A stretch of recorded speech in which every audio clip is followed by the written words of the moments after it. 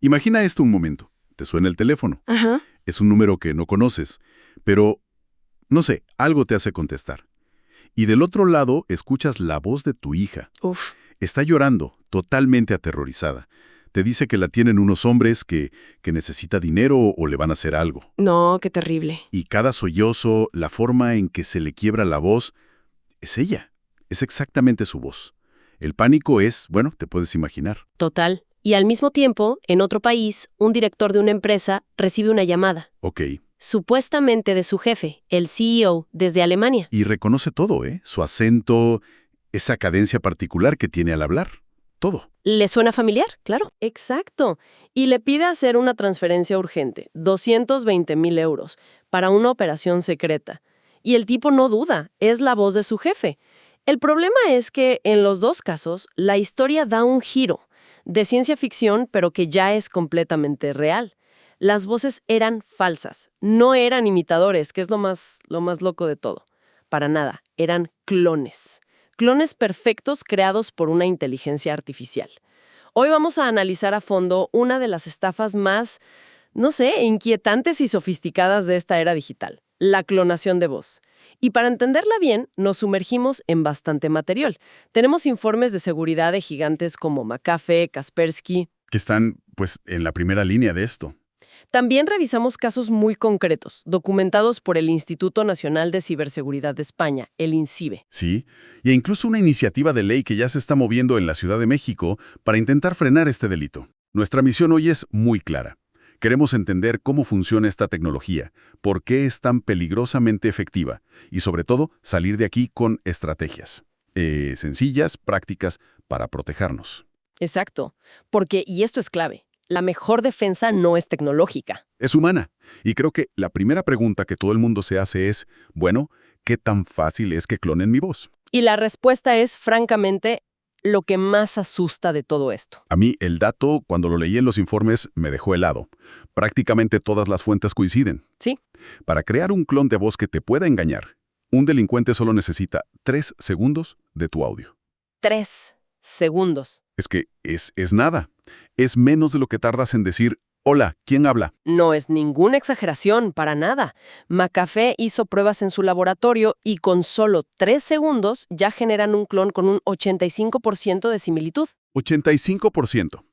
Y si el estafador consigue un poco más, digamos, un video de 30 segundos que subiste a redes, la precisión sube a más del 95%. A ese nivel ya es imposible de distinguir. Imposible para el oído humano, y más en una llamada telefónica, que la calidad de por sí es mala. Y para que esto no suene a teoría, en Azteca Noticias, en México, hicieron un experimento que es brutal.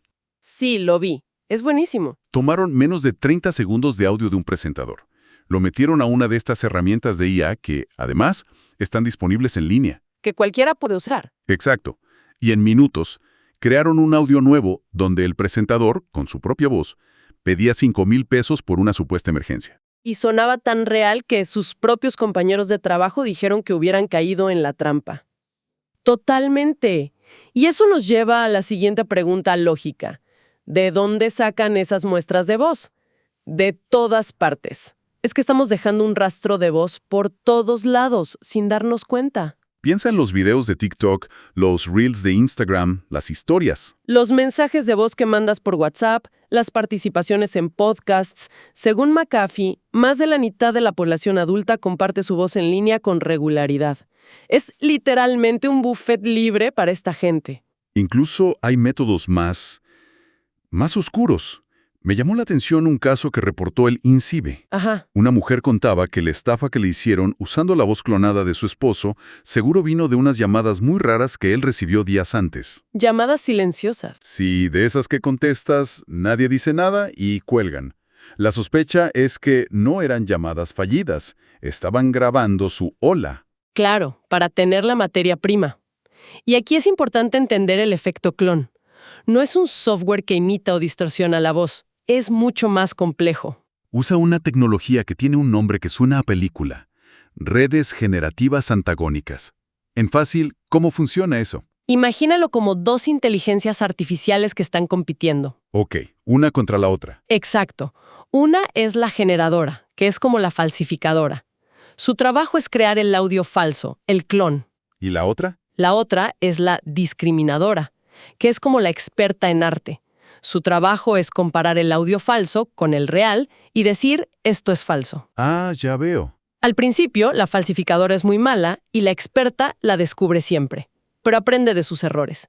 Y este proceso se repite millones de veces por segundo. Hasta que la falsificadora se vuelve tan buena. Tan buena que la experta ya no puede distinguir el clon del original. Y en ese momento tienes una réplica digital casi perfecta. Una réplica que ya está causando desastres millonarios. El caso que citan casi todos es una estafa de $35 millones en 2020. ¡35 millones! Un director de una empresa autorizó la transferencia porque creyó que era su jefe. Y esto está escalando.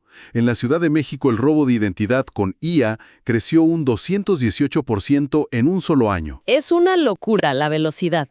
Y aquí es donde la cosa se pone, bueno, más interesante. Si la tecnología es tan buena, ¿de verdad podemos darnos cuenta del engaño? La respuesta es que sí, pero requiere que escuchemos de otra manera. Mucho más. Crítica. A ver. Por muy buena que sea la IA, todavía comete pequeños errores. McAfee e Infobae dan como una lista de señales. Ok. La primera es un discurso extrañamente plano, monótono. Si te llaman diciendo que están en pánico, pero la voz, aunque suene igual, no tiene esas subidas y bajadas de la emoción real. Eso es una bandera roja. Pero espera, eso es muy sutil. Si alguien te llama llorando, su voz ya va a sonar rara. ¿Cómo diferencias el pánico real de un clon que finge pánico? Es un punto excelente, y por eso no te puedes fiar de una sola cosa. Tienes que buscar un patrón. Ok, ¿qué más? El ritmo. A veces la IA no entiende la cadencia natural. Hace pausas raras en medio de una frase o junta palabras de forma, no sé, poco natural. Entiendo. Y también leí sobre imperfecciones en el audio. Exacto. A veces, si pones mucha atención, escuchas un zumbido electrónico muy débil de fondo, o ruidos de fondo que suenan como en bucle, repetitivos. Es como el valle inquietante del audio. Algo se siente raro. Justo. Y la última señal, que me parece increíble, es la falta de sonidos humanos. ¿Cómo cuáles? Nosotros, al hablar, carraspeamos, suspiramos, nos reímos, hacemos pequeños ruidos. La IA puede intentar meter una respiración, pero a menudo suena como un efecto de sonido, no es orgánico. Pero seamos realistas. En un momento de pánico total, cuando crees que tu hijo está en peligro, ¿quién se va a poner a analizar si falta un carraspeo en la llamada? Nadie. Y ahí está el núcleo de la estafa. Ellos lo saben. ¿Cuentan con eso? Cuentan con que no vas a pensar con lógica. La tecnología, el clon de voz, es solo el anzuelo. El 90% del éxito de esto es ingeniería social. Es un secuestro de tu cerebro. Totalmente. Buscan provocar una respuesta de lucha o huida. Te inyectan adrenalina pura por el oído con una historia terrible. Y en ese momento, la parte lógica de tu cerebro se apaga. Se apaga. El córtex prefrontal deja de funcionar y solo reaccionas. Por eso las historias siempre son de urgencia máxima. Un accidente, un secuestro, necesitan que la adrenalina tome el control. Y para que esa lógica no se reactive, usan otra táctica, el aislamiento. El secreto. Te exigen secreto. Frases como, no le digas a nadie, esto es confidencial. No es para proteger nada, es para que no hagas la única cosa que desarmaría la estafa. ¿Qué es llamar a alguien más para verificar? Exacto. Y la última bandera roja, que ya es un letrero de neón, es el método de pago. Siempre es algo rápido, anónimo y difícil de rastrear. Transferencias, criptomonedas. O lo más común, que vayas a una tienda a comprar tarjetas de regalo y les pases los códigos. Piénsalo. ¿Quién en una emergencia real te pide un rescate en tarjetas de Amazon? Nadie. Es absurdo si lo piensas en frío. Entonces, con todo este panorama, la pregunta es, ¿hay alguna forma real de defenderse? Afortunadamente, sí. Y lo mejor es que las estrategias son sorprendentemente simples. La primera es la regla de oro. La recomiendan todos, desde la policía hasta los expertos en ciberseguridad. Y es la más efectiva en el momento. Cuelga y verifica. Suena fácil, pero debe ser de las cosas más difíciles de hacer. Colgarle a alguien que crees que es tu ser querido en peligro. Va en contra de todo instinto, pero es el movimiento clave. Si recibes una llamada así, por muy real que suene, cuelga. Y justo después, respira hondo y llama tú a esa persona. Pero, y esto es crucial, no al número que te acaba de llamar. Claro. Llama al número que tienes guardado en tus contactos de toda la vida. 9 de cada 10 veces te van a contestar normal, sin tener idea de nada, y la estafa se cae en ese instante. Pero, ¿y si no contestan? Porque puede pasar. Están ocupados, sin batería. Ahí el pánico puede volver con más fuerza, y por eso se necesita una capa extra de protección, una línea de defensa final. Y aquí es donde entra la estrategia que, para mí, es la más poderosa de todas. La más infalible. Coincido, no depende de la tecnología, sino de la conexión humana. La llaman la regla de la contraseña secreta, o la palabra clave. Me encanta el concepto. Suena a película de espías, pero es súper práctico. Lo es, y es muy fácil de hacer. La idea es acordar antes, en un momento de calma, con tu círculo más cercano. Tu pareja, tus hijos, tus padres. Exacto, acordar una palabra, una frase o una pregunta que solo ustedes conozcan. Algo personal. No una contraseña de banco. Algo como, no sé, el nombre de la primera mascota o a dónde fueron de vacaciones en el 98. Justo eso. Una broma familiar, el apodo ridículo de un tío, algo que sea imposible de adivinar y que, por supuesto, no esté publicado en ninguna red social. Es brillante por lo simple, porque la IA puede clonar una voz a la perfección. Pero no puede clonar un recuerdo. No tiene acceso a sus vivencias. El estafador se va a quedar en blanco si le preguntas cuál era el nombre de nuestro perro. Exactamente. Se convierte en tu verificación definitiva. Si en medio del pánico haces la pregunta y la persona duda, la evita o responde mal, sabes al 100% que es un fraude. Se acaba la duda. Se acaba la estafa. Es un cortafuegos personal que la tecnología, al menos por ahora, no puede cruzar. Y además de estas defensas, digamos, activas, también podemos hacer cosas para hacer un blanco menos fácil. Ser más conscientes de nuestra huella digital, ¿no? Sí, y es un punto muy importante.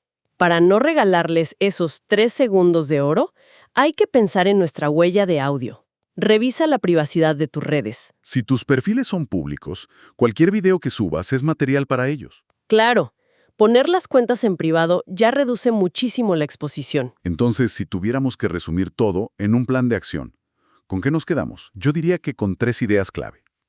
La primera, entender que la clonación de voz por IA ya está aquí. No es el futuro, es el presente. Es rápida y es accesible. Segundo punto. Recordar que la estafa es 10% tecnología y 90% manipulación emocional. Juegan con el miedo para que no pensemos. Y el tercero, el más importante. La defensa es un proceso simple.